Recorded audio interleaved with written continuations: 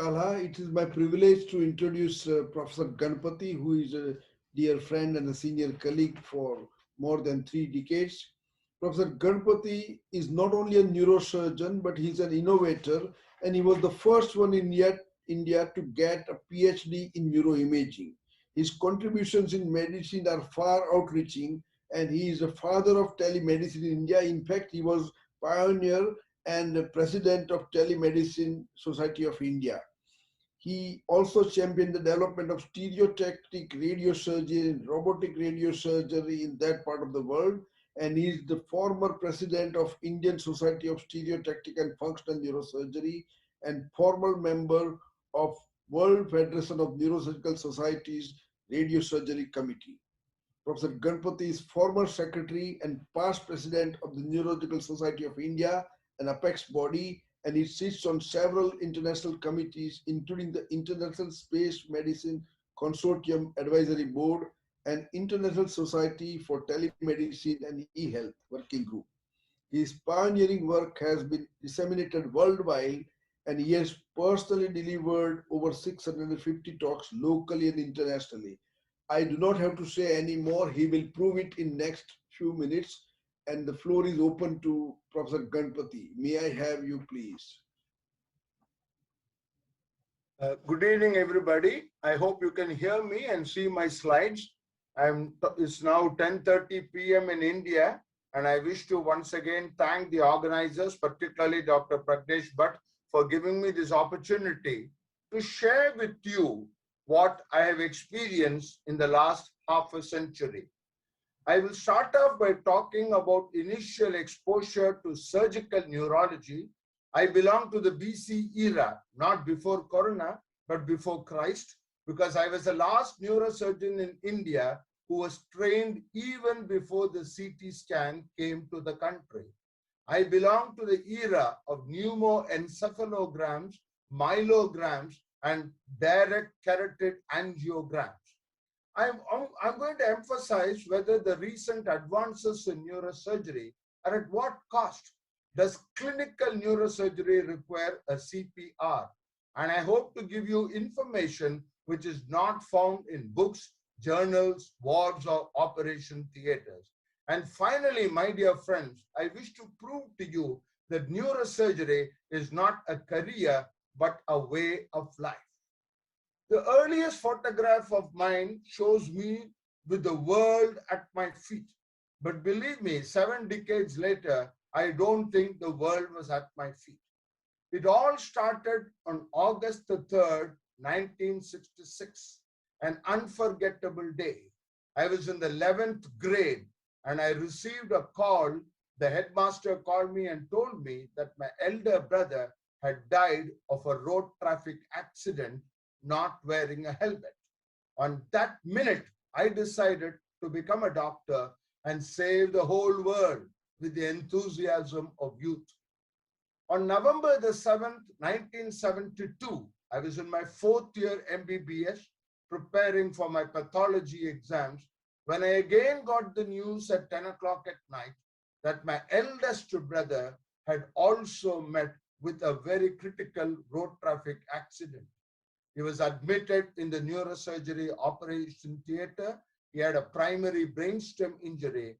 And that day, I decided I'm going to be a neurosurgeon. Obviously, with two grown-up sons, having lost two grown-up sons, one of whom left behind his wife and two little children, it would be devastating for my parents if I also went abroad for higher training. And therefore, I decided voluntarily to stay back in Chennai. And believe me, that is the best decision I could ever have made. I had the privilege of having been looked after by my parents till I was 55 years old. My father passed away when he was 94 and my mother when she was 84. And this made a total difference in my life. Even as an MBBS student, as a second year, third year student, remember I'm talking of the 1970s when the world was totally different. I dabbled into science and into research.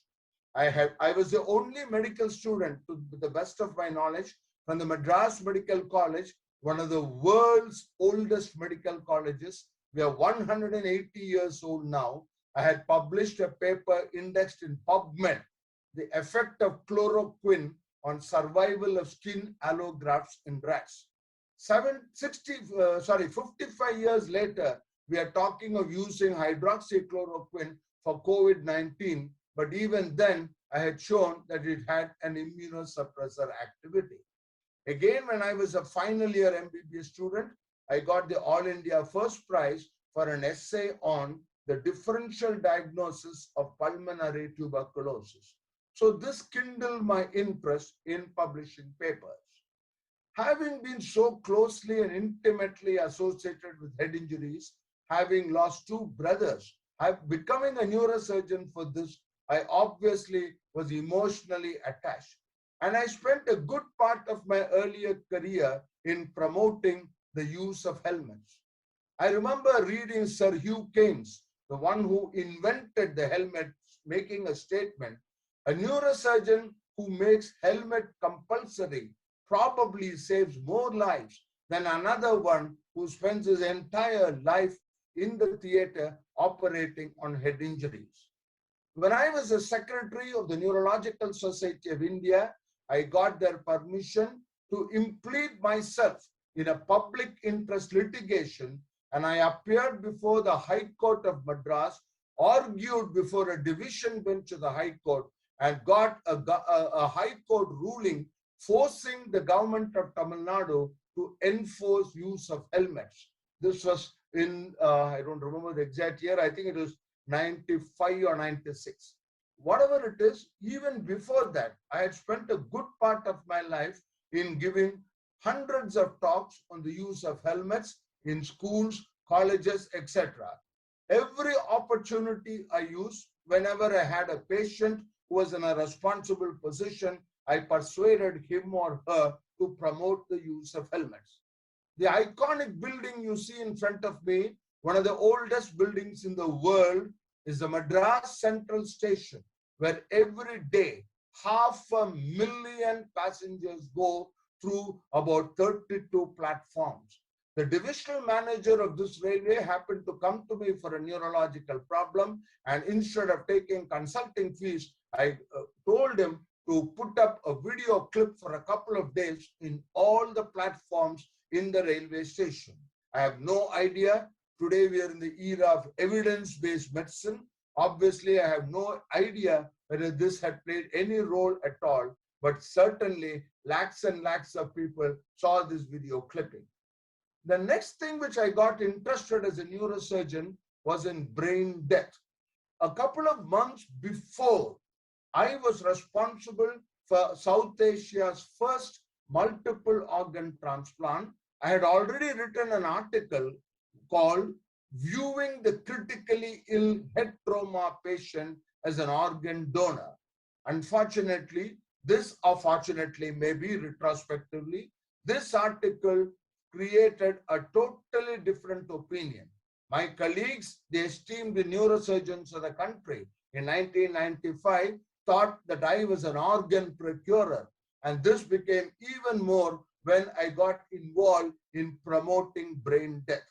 Of course, after the first multiple organ transplant was done, I got actively involved, and I think till 2016 at least, I would personally have certified at least more than 200 brain deaths. I spoke about brain death in as many social media. Those days there was no social media, so I tried to write in the local press. The Hindu was India's most famous national daily magazine. I wrote dozens of articles and promoted the concept of brain death.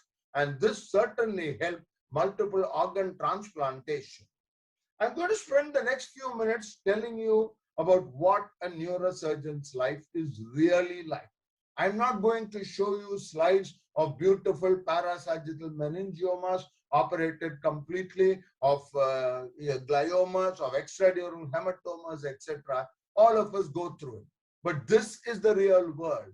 Here I was doing an extensive subtemporal decompression. You can see almost 1/3 of the right skull is removed. And to my horror, in the next time, 24 hours later, this patient develops a massive infarction of the brain. This is how you learn. You learn that somebody can develop an extensive intracerebral hematoma. This was in the 90s, 80s, and 90s when we just did not have facilities to diagnose, to even think of diffuse, of DIC, and coagulation parameters could not be done at that time. But this is what we really saw. You do a very good posterior foci excision, a cerebellar astrocytoma totally removed, and to your horror, 48 hours later, 36 hours later, the patient deteriorates because of an acute subdural because of the shunt. Those days, we had to do a shunt in 100% of the cases in posterior fossa lesions because they came to us very late and there was massive hydrocephalus. There was no way we could operate on the tumor directly. So these taught you that surgery is only the beginning of the treatment, and even after the patient is discharged home, there could be problems. Here is yet another instance of a massive pneumocephalus which created more problems than the original brain abscess. And the CT scans had just come at that time, and there was no way we could do multiple serial CT scans in lieu of a clinical diagnosis. So we had to aspirate more based on clinical pictures. So these were the sort of routine things which we did, but then we were very aggressive. And I unfortunately, again, in those days, I was not able to keep specific count, but I would guess several hundreds of people. We did extensive decompression like this, but it was very heartening that even though they did not have cranioplasty at that time, most of them had no cranioplasty, they had almost a normal life years later. When you become a neurosurgeon, you see a variety of cases. I just picked up a few slides which I still keep. Again, remember these are 3 to 4 decades old. And I remember this particular patient who had not only a fracture of the base of the skull, you can see the coronal suture, the skull is literally split.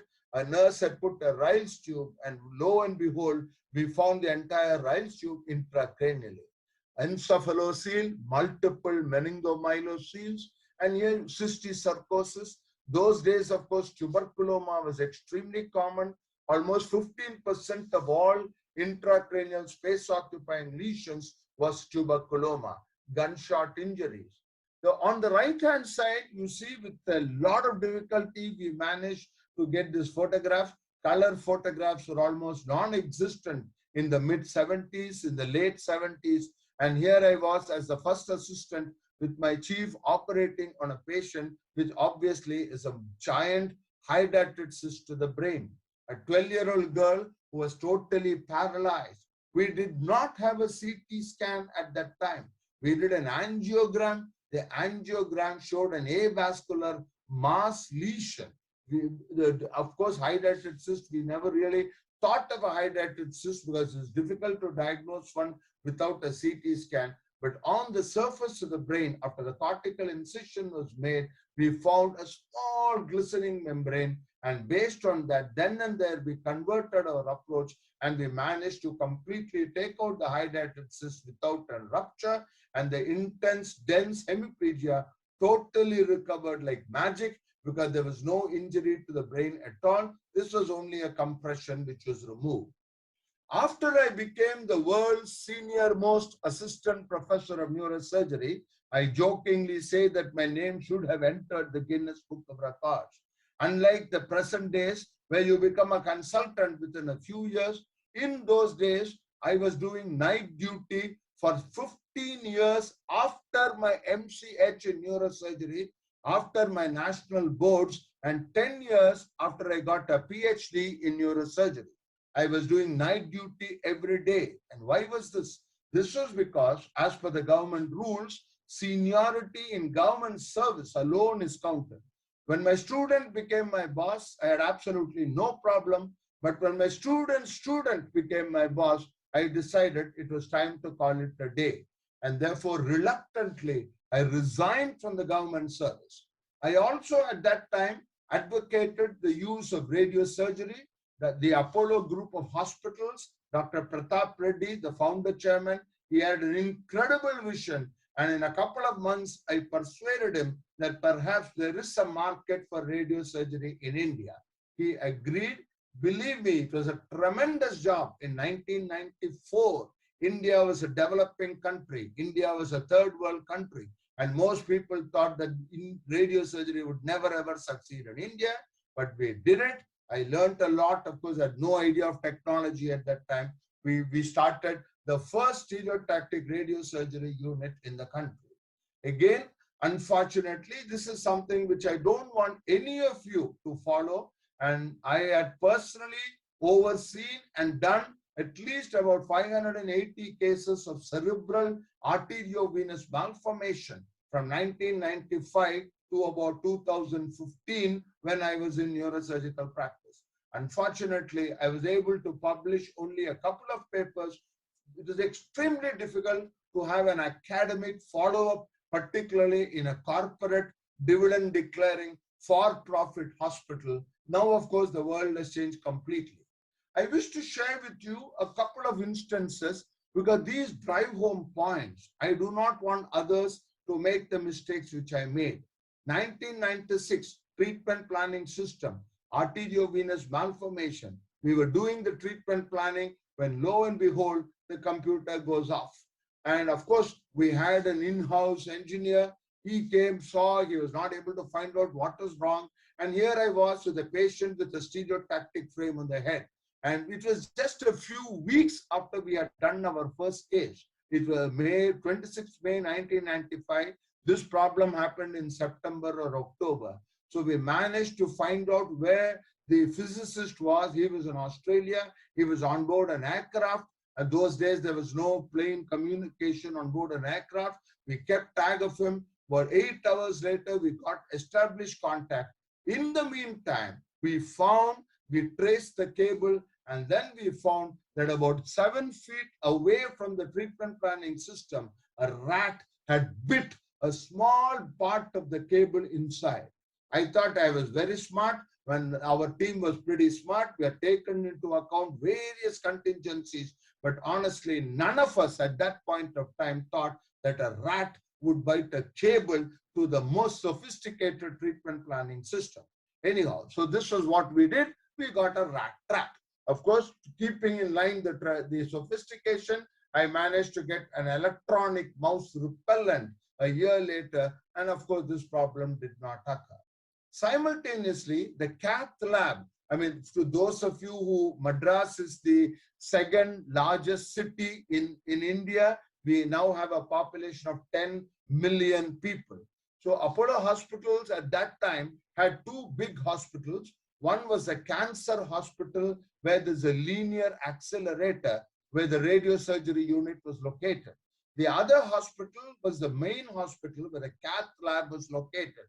So I took my patient to the cath lab, fixed a stereotactic frame. We did not have frameless stereotaxy those days. I fixed a stereotactic frame, did the angiogram with the stereotactic frame, and then shifted the patient across 6 kilometers in one of the busiest traffic areas in the world. But we did this. We did this for almost 6 years. The first 2 years, I would personally be with the patient inside the ambulance, but somehow or the other, the frame was fixed reasonably well. Not a single case did we have any problem, even though the patient was shifted about 6 kilometers. In 2008, again, the management decided we will go in for robotic radiosurgery. I went to Boston, spent about 2 weeks there, got trained in robotic radiosurgery, and as a neurosurgeon, was one of the first people, in fact, the very first one, the only one, to be formally trained in robotic radiosurgery. We did a couple of spinal cord tumors, skull-based tumors, and various other things which could not have been done. I wish to emphasize again and again that it is in 2021, it is in 2025, when you have all the technology in the world. We talk about intraoperative MRI. India today has at least a dozen intraoperative MRI. But I am extremely concerned, I'm worried, I'm sad that the younger doctors of today, you are all wonderful carpenters, superb electricians, superb technologists. I would any day give my life to one of the younger people today so far as technical competence, surgical competence is concerned. I belong to the generation where I was taught not to treat a CT scan, not to treat an angiogram, not to treat an MRI, not even to treat the image, not even to treat the patient, but to treat the family, one of whose members has a problem. It's a tremendous temptation when you are in charge of a radio surgery unit. At the end of the day, ROI, return on investment, vitamin M. After all, you get paid for every procedure you do. Radio surgery will never kill a person. Morbidity due to radio surgery is extremely rare. You are certainly justified in treating, but it was against my conscience to treat any patient unless I honestly felt that my treatment would make a difference in the healthcare outcome compared to non-treatment. Just because there are no complications, just because the patient can afford treatment, I feel is not an indication for treatment. I've had at least 40, 50 patients with brain tumors, with benign brain tumors, whom I have followed up. Unfortunately, I did not have the infrastructure to write a paper on it. I like to quote Sethi Rangachari's most famous statement in his book. He said, people do not die of a brain tumor, they die with the brain tumor. And here is an example. This young girl had a lateral rectus paresis. In 1996, she was referred to me for radio surgery. I said, no, I don't think the radio surgery will make her sixth nerve paresis recover. And surgery at that time, open surgery, was not as sophisticated, but even then, I don't think she would clinically improve. I explained, followed her up till 2019. And over 21 years, she continues to be the same, periodic visual acuity fields, etc. Yes, she has a cosmetic defect. I'm sure younger modern surgeons of today would laugh at this. They would probably have operated upon this. But this again is a matter of judgment. A person with a huge, giant hemispherical arteriovenous malformation, temporal, parietal, occipital, data, evidence-based medicine, 1999, very little. We just had to use our common sense. And this patient had no hemiparesis, he had no seizures, his only problem was headache. Do we ignore the AVM? But such a huge AVM. The larger the AVMs, the less likely they are to bleed. But what do I do in this particular case? And so we said, after intensive discussion with the patient, we said, we will assume he has 2 or even 3 AVMs, and I will treat each AVM as a separate AVM. Luckily, we were able to image it so that the vertebral artery contribution was different from the carotid artery contribution, and people may not agree with what we did, but I've been able to follow him up for 17 years. I don't know what happened to him in the last 3-4 years. Clinically, he is absolutely stable, gets an occasional headache, which is treated with paracetamol. And you can see, though the AVM continues to be there, clinically, he is absolutely the same. And to the family and to me, that is a reasonably good result. These are judgments, clinical decisions, which you have to make on your own.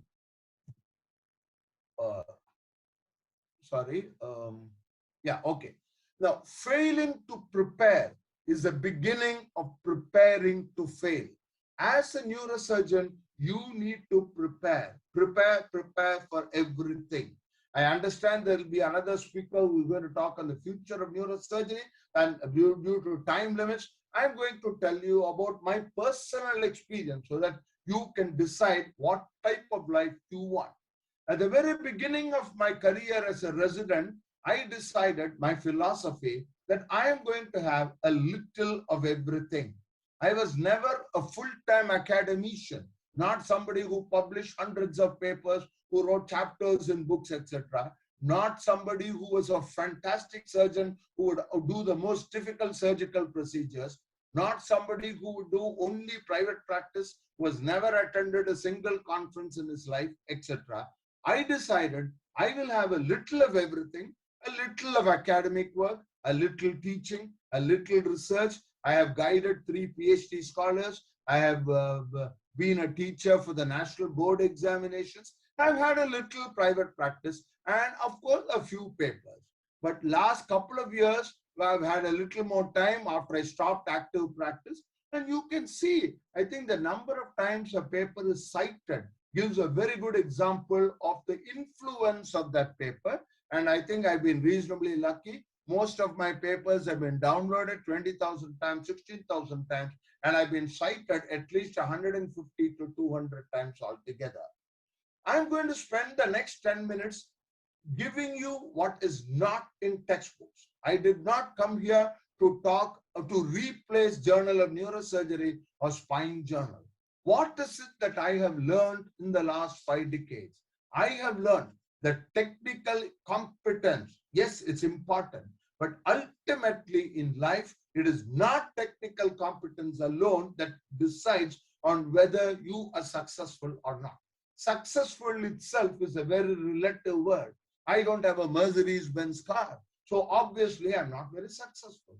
But when I go to bed at night, when my head hits a pillow, I have a very, very clear conscience. I can say, I can stand on the roof of my house and say, I did not operate on a single patient where surgery was unnecessary.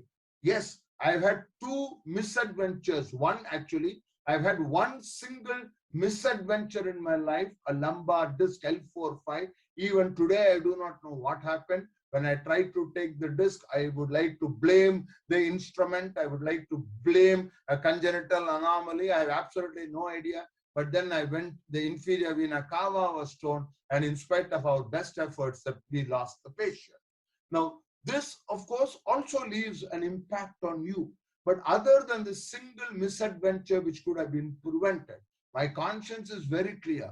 Of course, I've been a conservative neurosurgeon. I have decided that it is not the quality of life that is important. Most of us talk about quality of life, but I have realized that the quality of death is even more important than the quality of life. I refuse to manage a patient, even put him on a ventilator, if my conscience says that I'm only prolonging the inevitable by a few more days. Do you want excellent quality of life? Do you want a good quality of death? So I try to communicate with the family. So I think communication is very important. Clinical judgment and wisdom. Please understand that no intervention, even if the MRI shows a tumor, no intervention is accepted, should be accepted as a method of management. Delayed intervention, less aggressive intervention. Today, I don't want to mention their names. Most of them are known to me very well. Some of the world's leading skull-base surgeons who used to spend 12 hours trying to remove a cavernous sinus meningioma today concede that perhaps it's not too bad to leave behind a small part of tumor sticking to the brainstem or to the cavernous sinus and just watch the patient to observe him. So far as the patient is concerned, he doesn't care a damn about the post-operative MRI. It's how he is that he cares 10 years later, 20 years later. The ideal neurosurgeon, in my opinion, is not just someone who has learned how to cut and stitch. Cutting and stitching is the least important. Raise the bar. Don't be content with low-hanging fruits. Lose the battle to win the war. Come back another day. Have 25 standards, not 2021 standards. I'm sure Pragnesh Bhatt will remember how in 1980, that's when we first met, if I remember. In 1980 or 81, I gave a talk in Ahmedabad about neurosciences in the year 2000. In 2000, I gave a talk on neurosciences in 2020. Now I have learned a lot. Today, I will dare not give a talk on neuroscience in 2040. I will probably am willing to give a talk of neuroscience in 2025. Look at every failure as a learning option. In the year 2021, we need to unlearn I have unlearned much more than what I have learned. Relearning is the correct term, not learning. Relearning is more useful. Innovate, mid-course correction, respond, do not react. Most of us react. I used to react till a few years ago. When you get white hair, you look at the world in a different way. And true delegation is giving up something to a colleague or subordinate. The intense happiness which you have when somebody who you are associated with in his training, he does better than you. My teachers, I was taught by Professor B. Ramamurthy, a world-renowned neurosurgeon, and to me the greatest compliment was when he used to refer patients to me for stereotactic radiosurgery. And finally, my dear friends, do the job you hate the most. Don't do the job what you like to do. Do what you hate the most. We are what we repeatedly do. The neurosurgeon has to be a scientist. Measure, measure, measure. Document, document, document. I did not do this as adequately as I would have done today. Continually assess what is working and what is not in your hands. Change in a rapidly changing world. Remember that the new skills must be acquired. What got you here does not keep you there. For several years, I was considered the leader in stereotactic radiosurgery. But over the years, the method with which I was trained became obsolete. And today, of course, I have no idea, but I'm very proud. I'm very happy. I concede that I do not know how to do an endoscopic procedure. I cannot clip a basilar artery aneurysm, etc., etc. So you need to be honest to yourself. You cannot be good in everything. Do whatever you think you are good in. Neurosurgery is still an imperfect science with constantly changing knowledge, uncertain information. In spite of evidence-based medicine, habit, intuition, and just plain old guessing is still used. Emotional intelligence, gut feeling decisions have been taken by Fortune 100 CEOs. Harvard Business Review, one of the most respectable journals of the world, has published so many papers where they have shown how mega, I'm talking a billion, I'm not talking a million, billion-dollar merger and acquisitions were made by CEOs based on their gut feeling, not by data analytics given by experts in the field. Sometimes this also has a role to play in clinical neurosurgery. Yes, it is unreasonable to expect perfection, but it is not unreasonable to expect us to always aim and try for it. Aim for the stars and you will reach the sky. Today for India, the sky is no longer the limit because next year we will be sending 3 of our Vyomanauts into outer space, totally indigenous, made in India for the world. I would like to quote what Atul Gandhi said. This was not guilt. Guilt is what you feel when something goes wrong. What I felt was shame. I was what was wrong. This is not an autopsy finding. This is the sort of MRI which all of you are going to see in routine clinical practice. I happen to be on a few Government of India committees, and one of the committees we authorize funds for this. The first 7 Tesla MRI will soon be available for, of course, restricted clinical use, but this is what is going to happen in the future.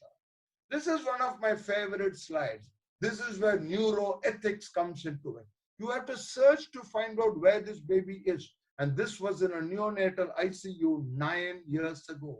Are we really justified in spending the taxpayers' money, in spending somebody's money to save this little baby? For the parents, yes, absolutely yes. Do we look at the quality of life? What about using this baby as a guinea pig so that we would learn many more things which could be used later? As you grow older, your outlook on life changes. And I've written a couple of articles on the making of a complete neurosurgeon. Should neurosurgeons retire? Unfortunately, at this point of time, we do not have mandatory retirement rules. So I have in this article, which has been downloaded several thousand times, I strongly advocated that after 65, there should be some sort of licensing mechanism, and every 2 years, a third party should objectively decide whether you can continue as a neurosurgeon or not. I mentioned earlier that the future is always ahead of schedule. It was my dream. I use the word was because now I realize it's not going to happen. But it was my dream to ultimately to do what I call the ultimate in telemedicine, namely provide healthcare in outer space. And I brought out a full edition. The editor of Neurology India was extremely nice. He gave me this opportunity, extraterrestrial neurosciences. Now, this is what I would like all of you people to do.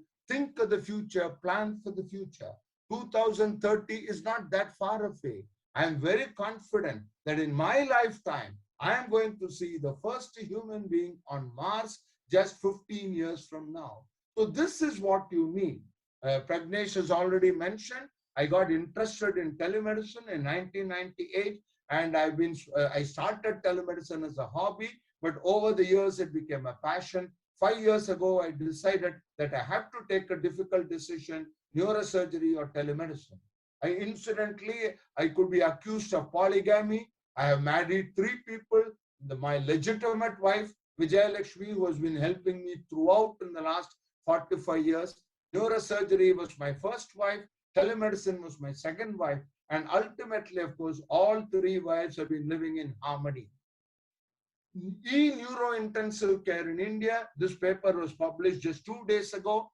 And I was asked to write an editorial, which I wrote, that telemedicine today is an integral part of clinical neurosciences.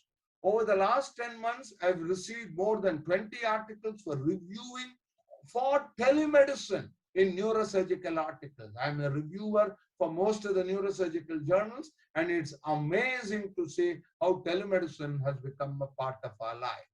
This was presented to me by my staff 3 years ago. I couldn't help but showing it. And I think this is how my staff at least looks at me. I have no idea, but I would like to think that many of these terms used here, that I really am confident, passionate, I'm likable, I'm successful, inspiring, considerate. These are very, very important. Understanding, friendly, dependable. So, ladies and gentlemen, I would like to conclude with my favorite statement of Rudyard Kipling. He said, "What do they know of England who only England know?" I think this is very critical. Neurosurgery is not a career. Neurosurgery is a way of life.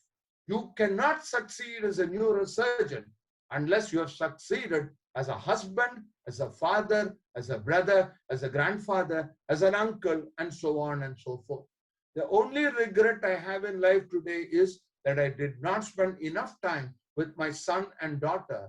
We used to have 100-hour weeks from 1975 when I started neurosurgery till almost 1995. After that, it became an 80-hour week and so on.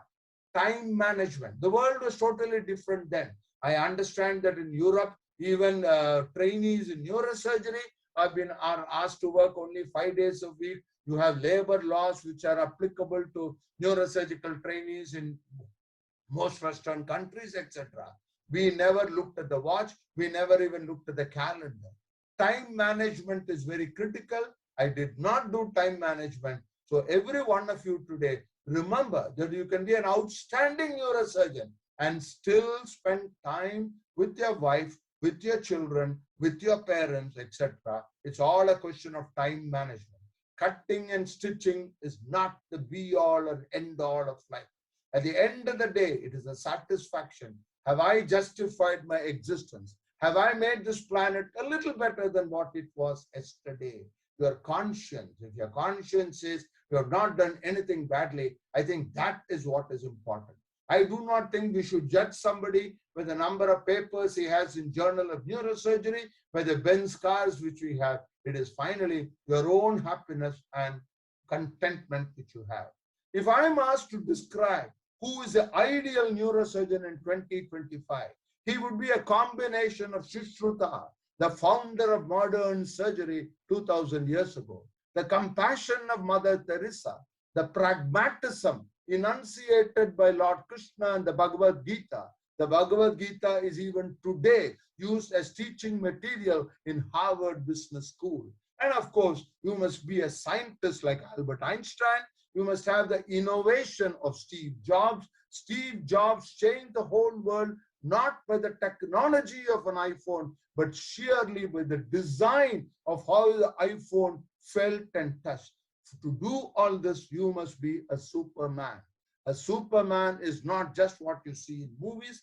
And finally, ladies and gentlemen, this touching photo which you see on the right, intrauterine fetal neurosurgery. A neurosurgeon, I forget his name, in the US a couple of years ago, corrected a meningomyelocele. And just look at this moving photograph. It is almost as if the 8-month-old unborn baby is grasping the hand of the surgeon and not letting it go and saying, thank you, thank you, thank you, you saved my life. I think this is what still reverberates in my ear, the hundreds and thousands of thank yous which I have received, and given a second life, I would not change anything else but continue my career, not as a neurosurgeon, but as a surgical neurologist. I repeat, you have to be a neurologist who knows when to cut, how to stitch. Thank you. I could go on and on, but I am very, very conscious of time. I suffer from a disease called obsessive compulsive neurosis, and that is time management. Professor B. Ramamurthy taught us that if we were 30 seconds late for a clinical meeting, he would shut the door in our face and ask us to come 6 days, 23 hours, 59 and a half minutes later. Thank you once again. I thank the Aberdeen Society for giving me this opportunity to go through the last 50 years of my life. Thank you, thank you, thank you. And thank you, Professor Ganapathy, for your talk. Inspiring to hear from your experiences, and thank you for sharing your personal journey throughout neurosurgery. We would like to ask the participants if they have any questions to ask, if they could just raise a hand or if they could put it in the chat. But personally, I was just wowed by the amount of resilience you showed in your talk. I know you went through it very lightheartedly about the obstacles that you met, but I would imagine it's quite difficult to start a new technique or relay a new concept such as radiosurgery. And there are a lot of obstacles that you have to face in that journey. Mr. Bhatt, I see that you have your hand up. Would you like to speak? Thank you very much. I was using my privilege to confess one thing. I have heard Professor Ganapathy many times, in fact, countless, but time has only enhanced my respect. And today was yet another time, even though I have known him for almost 3.5 decades, I did not know him enough an hour ago that I know him now. My salute to you, Professor Ganapathy. You have made me proud, and I'm very grateful. And thank you. Thank you, thank you. If I may say something, Ms. Wong, Professor Ganapathy, it's great to see you after a long time. What an amazing talk you gave. It's very impressive hearing your experience and the great work that you have done in India. So I wanted to commend you for that. Thank you, Dr. Salim. Thank you. Thank you, Mr. Bhatt. Thank you, Professor Abdurrao, for speaking.